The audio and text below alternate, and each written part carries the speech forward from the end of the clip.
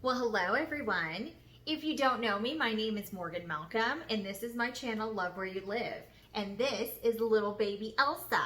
She is our new puppy that we got from Do Over Dogs, so she is a rescue, and she has just been wonderful. And she was helpful in our inspiration for today's video, which is a table that goes behind your couch. Now, this is a great project because it was really simple. It is truly a one-day project, very fast to put together. And it just helped add some extra space behind our couch, which is usually, kind of useless space.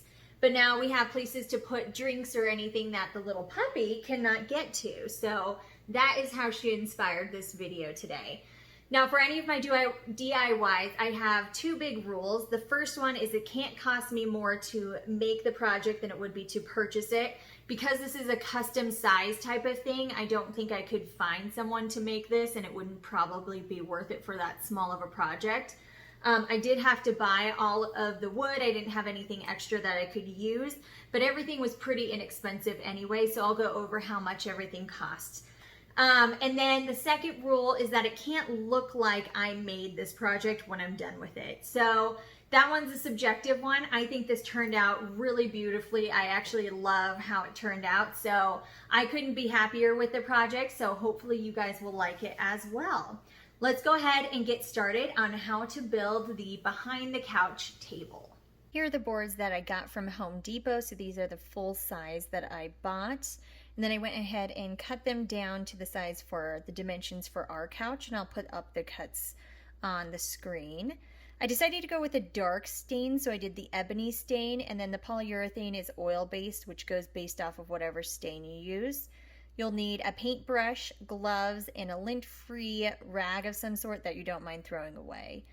These are the screws that I got, and then the L brackets. I ended up using 6 L brackets and 2 packets of those screws. So to make sure this lines up correctly, because you do want the legs to be fully lined up with the edge of the top of the table so you don't have to sand anything, I made sure I marked where I wanted those holes, and then you saw I just pre-drilled those to make sure nothing moves, and then I went ahead and screwed those into place.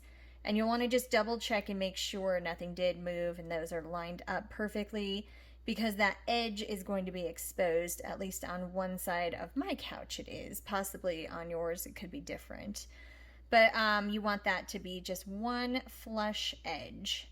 And I'll show a picture of what it looks like at the end of this. So you're going to go ahead and put 2 L brackets attaching each leg to each table. So 4 for the legs on this part.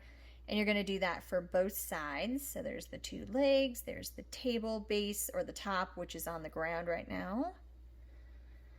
And I'm just going to go ahead and keep installing all of those. Pre-drilling is optional. I just want to make sure nothing moved. So for me, I went ahead and pre-drilled all of those. This is what it ends up looking like when the legs are attached to the top. You can see right there where the edge meets up perfectly with the top of the table.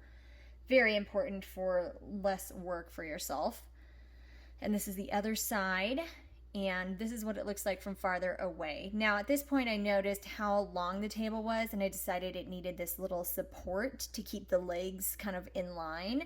So I went and got just this small piece of wood. This happened to be oak, and I'll put on the cut that I did for this one to make it line up so it fit inside the table.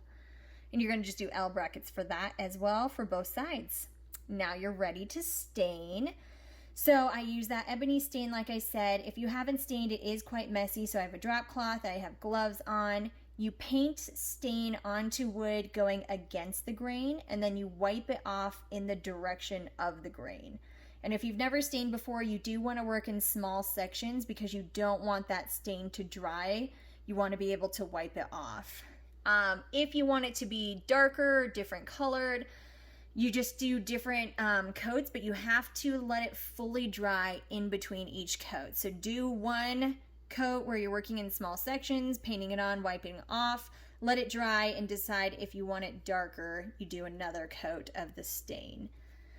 It's really important to make sure it dries in between, and you want to work in those small sections so you don't get drip marks or anything like that, and you're able to wipe off the stain before it dries. So I'm going to go ahead and stain the whole table making sure you get all of those edges, all of the top, the bottom. I go ahead and do inside, even though it's not being seen, and that support beam. This is a really good view of it, so you can see painting it on, wiping it off. You can see that wood grain really great through this, which is why I liked this dark stain. It looks beautiful. And you want to make sure you get that bottom of that table, because I have the drop cloth there. You want to make sure you don't miss anything. And then this is the other side. So I know I sped this up, but I am working really fast on this too. You go really quickly with the stain. So be prepared when you start this to do it to the end. You want to do the whole project in one time. And then again, like I said, I was doing underneath the support beams. I know this goes behind the couch and you won't necessarily see any of these parts, but I think it's really important to fully finish projects. So I have the stain, I'm already doing it. You might as well completely finish it, because who knows if I want to put this in a different spot later on, something that you would actually see underneath it or the sides, then you're like, oh, well, I wish I would have stained it then. Plus, with any raw wood, you do want to seal it and make sure that it is treated so that if something spills on it, if it's a humid day or hot or cold, it doesn't get warped or damaged. So it's important to fully seal and protect your wood. So I'm just gonna finish staining all of this. And I was really happy with how this stain turned out. So there's all sorts of different colors of stain. This one is just the one coat fully dried on my wood. So you can see this here, and I was happy with it, so I just kept it at the one coat. So now it's time to seal it with the polyurethane. So you just paint that on. I believe in doing thin coats. So I slowed it down here so you can see how thin I'm putting this on. And then doing multiple coats very thin. With polyurethane, you can get those drip marks underneath the furniture, and it's really hard to get rid of those. So I like thin coats, letting it dry in between, and making sure that you just keep going thin coat at a time until it gets to the gloss level that you want. And because I am crazy, I like super glossy right now, so I went ahead and I did 3 coats. You can see I'm doing underneath as well. Like I said, you want to seal in all of your wood. So go ahead and just paint underneath the table, the legs, and that support beam. Make sure everything gets sealed. So this is going through just that polyurethane. This is coat number 1, and then I will let that fully dry and go to coat number 2. But I'll let you see how glossy just one coat is, because that might be enough for your level that you want it to be at, and you don't have to go as glossy as I did. So just checking for drip marks here, making sure there's none of those. I go back over it a couple of times just to make sure there are no drip marks. And then this is after it dried. You can see the gloss level for 1 coat of the polyurethane. So it's got a shine to it. It does look nice. So if that's the level you want to go with, then you would stop here. I did not. So here is my second coat. I do put it on a little bit more liberally, so I have more paint going on, or polyurethane going on this time, but just making sure I check for those drip marks. So you can see how that goes on, and you can just see that gloss adding to it each time, which is wonderful. So this is 2 coats, and you can tell it is nice and glossy. There was a couple of uneven spots, so I did want to do a 3rd coat just to fill in anything and make sure it was completely shiny to the same level all over. I didn't film that, but this is after 3 coats. You can see, ooh, so beautiful and shiny, reflective, and it looks beautiful to me. So this is the level I went to. You can stop at any point, 1, 2, 3, or you can even add more if you want. So this is 3 coats of the polyurethane. And now my table is done. So you can see the nice wood grain still. It's a dark stain on it, so it fits in with our furniture. You can see the support is holding it up nicely. It does stand without any support.